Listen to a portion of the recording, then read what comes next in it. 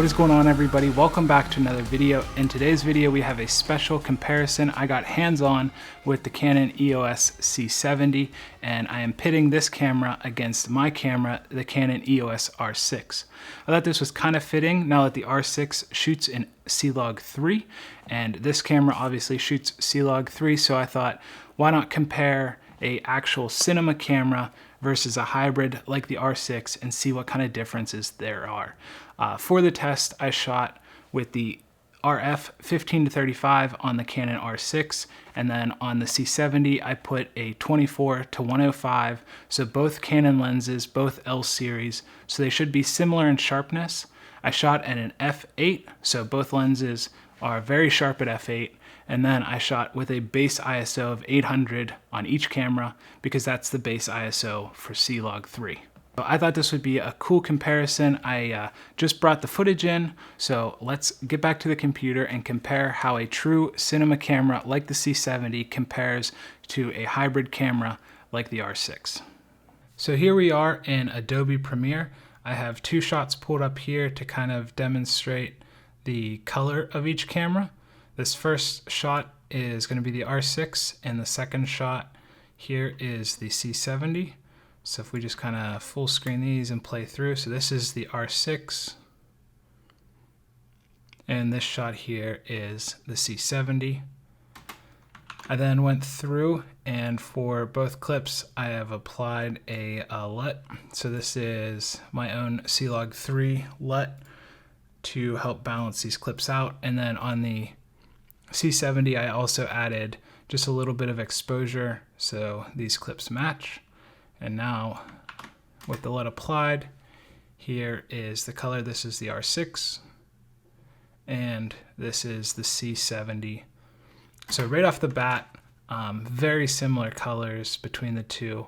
Obviously both Canon cameras, so that is expected. As far as just image quality and the way the color looks, I would not be able to tell you which one is the cinema camera and which one is the mirrorless just based off of this. In the next scene here, I wanted to choose a scene that had high dynamic range. So in this, we have a house that is backlit. The sun is overhead and the sky is quite bright in comparison with how dark this is. So again, this first shot here is the R6 and the second shot is the C70, and right off the bat, some differences I noticed is in the R6, there is some digital sharpening being applied here to this brick, and then it has also lifted the shadows a lot more. So here in the C70 clip, the shadows are looking a little more natural. In the R6, it wasn't this bright to the naked eye. So here is same scene with a C-Log3 LUT applied. And again, you see just how sharp this brick is and how just unnaturally bright the shadows are. And this is the C70 clip. Just a little more natural looking in my opinion, but those are two of the main differences I saw. And here this last clip is punched in. So this is a 400% view of just this area. So this is just looking into the shadows. This is the R6 clip. You can see a lot of color noise in the shadow here. And then this is the C70. Very, very clean. Basically no noise at all. So that is another difference that I noticed between the two. And I think that might have something to do with how the R6 is boosting those shadows. I'm not sure why it's trying to do that, but you can see just a much more natural looking clip here from the C70. Moving on to the third scene, I just wanted a nice wide shot of the yard. This first shot here is the Canon R6. And this second shot here is the C70. I then went through and applied the LUT. So again, this is just my C-Log3 LUT applied, no creative LUTs or anything like that. And then I did boost the exposure just a little bit on the R6 and then I had to boost it by 1.3 stops and add some contrast to the C70 clip to get these two to match. So here is the full screened Canon R6 footage, and this is the full screened C70 footage. Takeaways from this clip, again, if you look at this stump, it's a little unnaturally bright. So kind of similar to the previous scenario, the R6 is lifting those shadows. And if you look at the C70, it's way more natural in how it appears to the eye. And then this is a 400% view. This kind of really demonstrates that digital sharpness I was talking about. This is the C70 right here, and this is the R6. So C70, R6. The R6 just has a much sharper, more digital look to it.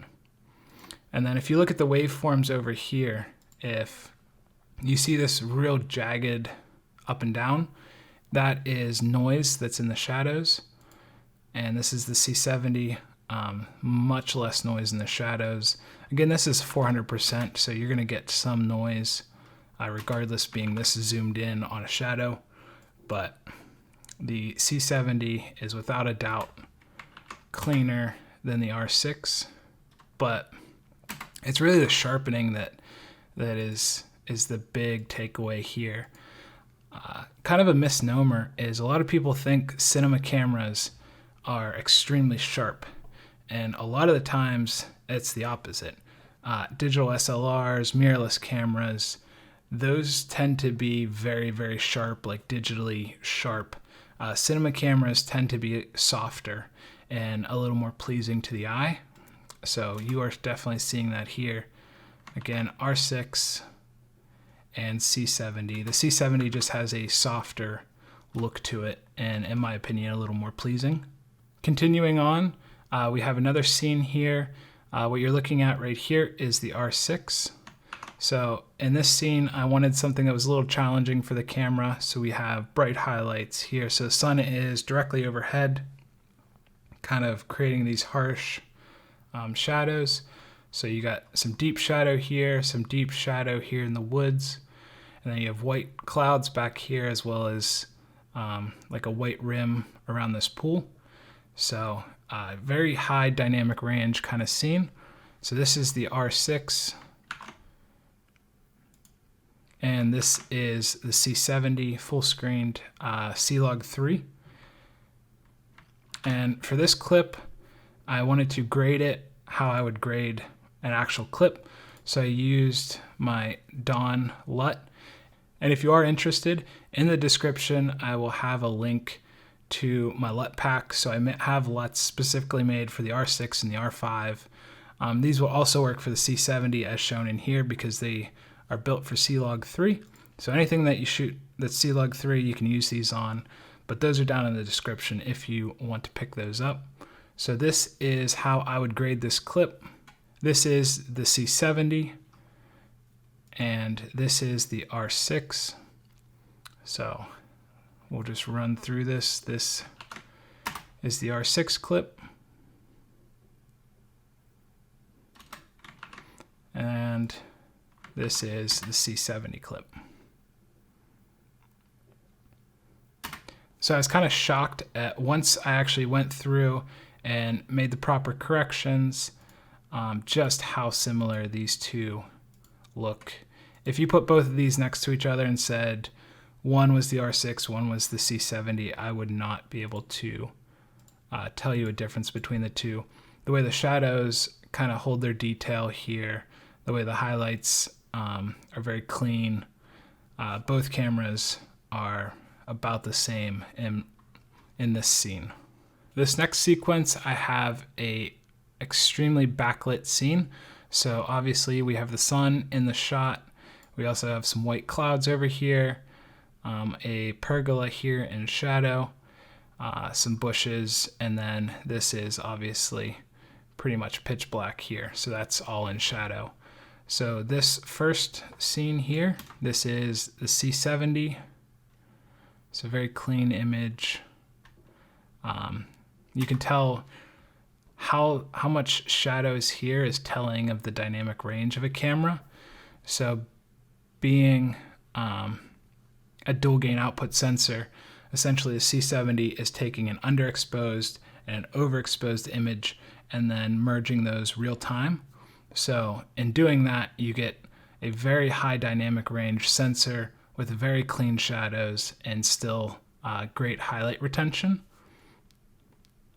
This is the R6 on the same scene. So right off the bat, you kind of see these shadows are washed out a lot more. And this pergola here is washed out a lot more.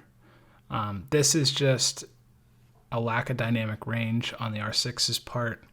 Again, it's a very, very challenging scene. So it's not to slight the R6, but the C70 is doing much better when shot directly into the sun. So this is the R6 with the lookup table applied.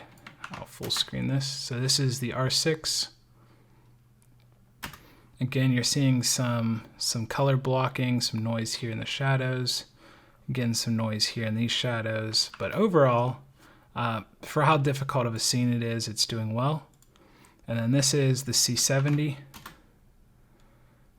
Much cleaner shadows here. You can see deeper into these shadows. You're getting a lot of detail here. You can see how there's a drape here. There's a support bar here. You can see some lattice work through the shadow here. Just a very clean image from the C70. Again, this is the R6. This is the C70.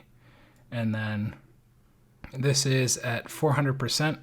So what we're looking at right now is a 400% look right here. So this is deep into the shadows. This is the R6. So you're getting a lot of noise, and it's very digital looking noise as well. And then here we have the C70. So super clean in the shadows.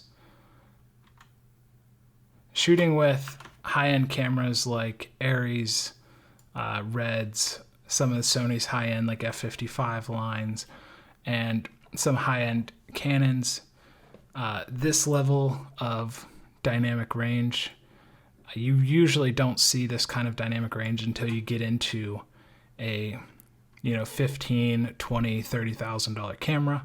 So the fact that a $5,000 C70 is this clean in this kind of scenario is actually kind of shocking. The R6 didn't do terrible, but the C70 is the clear winner here. Now this is the last scene that I set up. This is another high dynamic range scene. I did 3 different exposures. This is a normal exposure, overexposed, and underexposed on the R6. Normal exposure, overexposed, and underexposed on the C70. So if we move over to the overexposed image, so this is the overexposed image with a LUT applied. So this is how it would look if you just took this image, applied a LUT. Obviously you're losing all of the sky. This grass is all overexposed. So then here is that same image, but brought down the highlights, brought down the whites, and tried to recover as much of the shadows as possible. And so the sky was able to be recovered on these like wings here. All this grass was able to be recovered. So this is before and after. This is the Canon R6. And then this is the after for the C70. So this is before and after for the C70. Again, you're getting that cloud cover back on the wings. The grass is able to be recovered. So this is blown out and brought back. And honestly, between the two, this middle portion right here, that is, if we zoom all the way in, this portion right here is gone. That is completely just overexposed and clipped. So there is no bringing that back. But something I noticed is in the C70, it is also clipped. So The C70 obviously has more dynamic range, and in a scene like this, if you're going to overexpose, shooting in a log profile like C-Log2 would probably give you the dynamic range needed to bring the center portion back, or if you shot in a RAW format. But I think what we kind of ran into here, because these both recovered about the same, is a limit of C-Log3. So C-Log3 is only going to allow for so much highlight retention and shadow retention. And I think in this scene, we've kind of hit the limit of C-Log3, not the limit of these camera sensors. And this is very similar to, here we have the underexposed R6, and then the underexposed C70. And then this is the C70 recovered, and this is the R6 recovered. Looking at it full screen, you can definitely see some color noise here in the shadow and here in this kind of bush, the shadow from this bush here. If we jump on over to the C70, very clean shadows. You're not seeing that noise. This area right here also very clean. And again, if we go over to our scopes here, you see this very jagged line. This is basically noise that is present in the shadows. So what you're seeing is all of this right here kind of jumping, where the C70 is very clean, very controlled in the shadows. And this can be demonstrated also if you take the shadows and just pump these all the way. And we'll do the same for the R6. So again, there's not a ton of detail left here. I think we've pretty much hit the ceiling of C-Log3, but even pushed all the way, very little noise is present here in the shadow. And now if we go over to the R6, you'll see banding, just not great stuff. The R6 definitely falls apart well before the C70 when you're really pushing it like that. So I don't know about you, but I was kind of surprised at how well the Canon EOS R6 compared to something like the C70. This is a dedicated cinema camera. Like I said in the intro, this does not shoot photos. This only does video. And as some of you may know, the sensor out of this camera is Canon's dual gain output sensor, which is the same one that they put in the Canon C300 Mark III, and that is a $15,000 camera. So I think one of the biggest takeaways is how well sensors like the one in the Canon R6 actually perform in the real world. I would love to hear your thoughts on this comparison and what you kind of took away from it. So leave a comment down below on what footage you thought looked better and if you were kind of surprised at how well the Canon R6 did. And as always, thank you guys so much for watching. Please leave a like, subscribe if you found this kind of video interesting, and I will see you in the next one.